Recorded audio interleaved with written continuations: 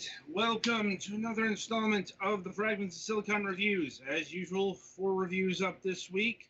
The first of which is called Shot in the Dark. Not to be confused with the AC/DC song, or the Clouseau movie. This is pretty. If it's closer to anything, it'd be AC/DC because this is a vengeance-based old school platformer. That is to say, you are playing as. Well, I'm not exactly sure who you are. Granted, I did not beat the game. This was longer than I expected. Let's say, but Shot in the Dark is a curious mixture of gaming conventions. As you might be able to see, it's going for the old school 8-bit style. Although I can tell you that at the very least there wasn't an NES game that was doing this, at least for the entire game, because this is I suppose, for the lack of a better word, a gimmick platform in a couple of ways. That is to say, it's in the first bit's in the title, the dark part. Yeah, this game uses lighting and the lack of lighting for its level gimmicks pretty much nonstop, if I'm being honest. It's whether it's like, let's obscure the monster in darkness. Sometimes they'll flip that and let's bathe them in not so much light, but white. Using white color to obscure the monster. Like, they'll have cloud banks flowing over a level, and you won't be able to see. Or the monsters are invisible, but their reflections can be seen. That kind of deal. And the other part is the shot part, because I mentioned it when I've described this game before, because this is a combination of old school platformer and old school light gun game. Because how you fight the monsters is by shooting them, but it's not just when you draw your revolver, and the fact that it's a revolver is actually really important, because that plays into not just the shot system, but the reloading system. Before I get to that, when you pull out your gun, you can fire. You fire like you would do a light gun.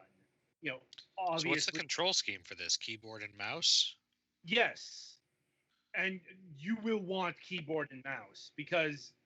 Or left-sided controller and mouse, maybe.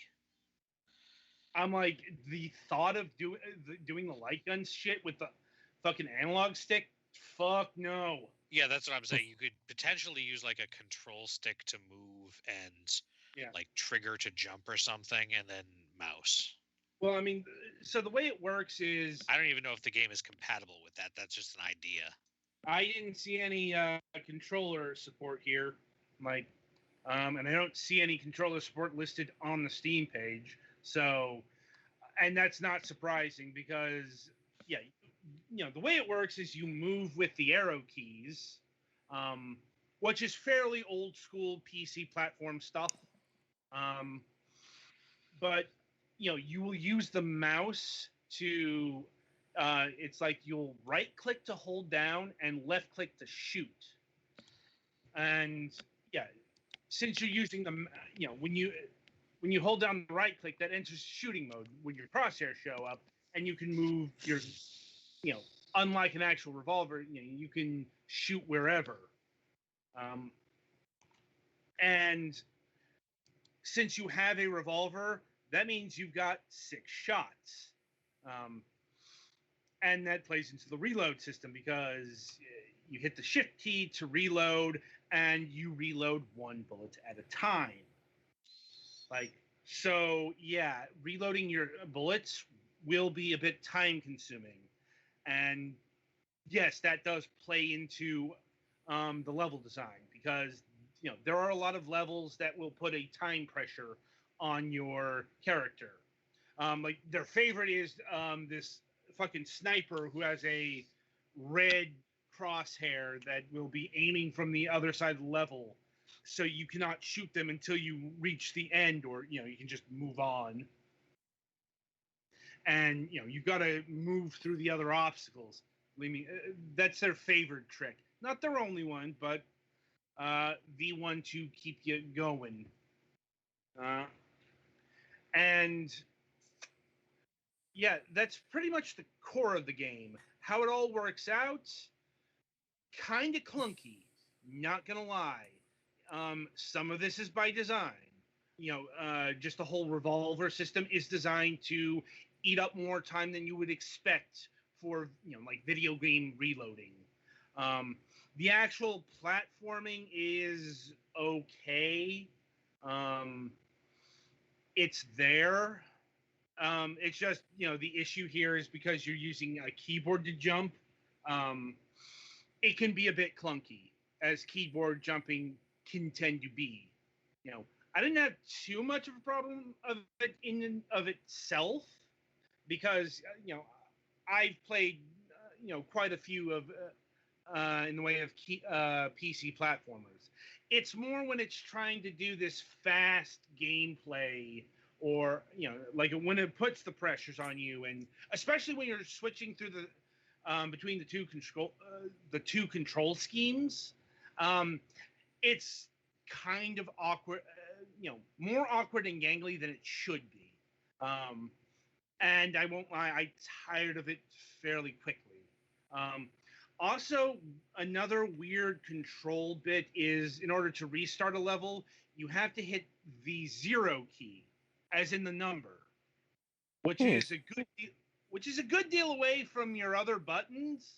Not necessarily if it's arrow keys.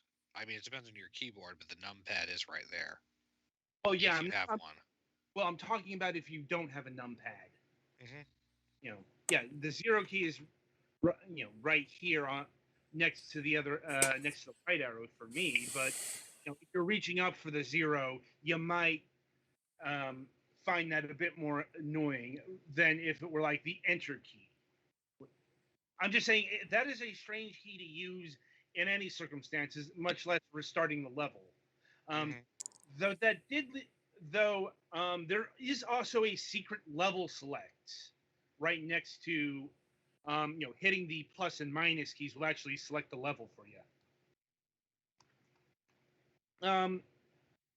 Anyway, as far as its graphical capability, like I said, as far as aping actual old school, honestly, I don't think I would have seen an 8-bit game that did a lot of what this game does. 8-bit games were a lot more straightforward. And if they did have a gimmick that like this game does, it would be a level in terms of like the darkness stuff. As far as the light gun, well, it would be Gumshoe. If you want an example of a platformer that actually did use a light gun back in the day. Honestly, a lot of the graphical tricks reminded me more of like 16-bit platformers, like the reflection bit. That's something I remember from like Sparkster.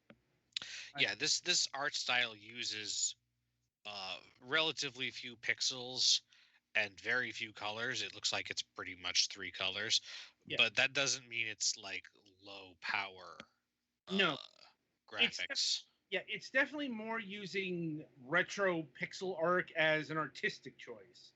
Like, it's very stark, if nothing else. And the music is curious, in that, like, the track that I remember most is is like an 8-bit rendition of Moonlight Sonata. Not the only memorable track. Like, I like the train theme as well. Some levels actually won't have a lot of music or any music. Like, that's kind of like building to the next big set piece level. Or it's like one of the really small levels where you're dealing just like with a room of guys. That kind of thing. But yeah, and let's see. As far as pricing goes, this will clock in at $9.99. $10 is perfectly fine for a game of this caliber. No pun intended. Um, and as a game, like I said, I like I like its gimmickry to a certain point. Um, I just don't think this game worked all that well when it started applying pressures, to get you moving, because this game isn't really at its best as a precision platformer. I get what they were going for. I'm just saying not everything was ironed out all that well. So it's a solid game. Just be prepared for a lot of finagling should you choose to pick it up. Let's see. Any other questions, comments, concerns about Shot in the Dark? Are the bullets hit scan or projectiles? Depends. If they're the crosshairs, they are hit scan in the sense that if you are in the crosshair, you will die. A la light gun. Yes. And there are also bullets that are projectile. Those are the red bullets. You can shoot them, and you will get an achievement if you shoot one of them. So, anything else? Nah, I think I'm good. Okay. All right. So that'll about do it for a Shot in the Dark. Be sure to tune in after the break, as the Galax will be reviewing Cultist Simulator Initiate Edition.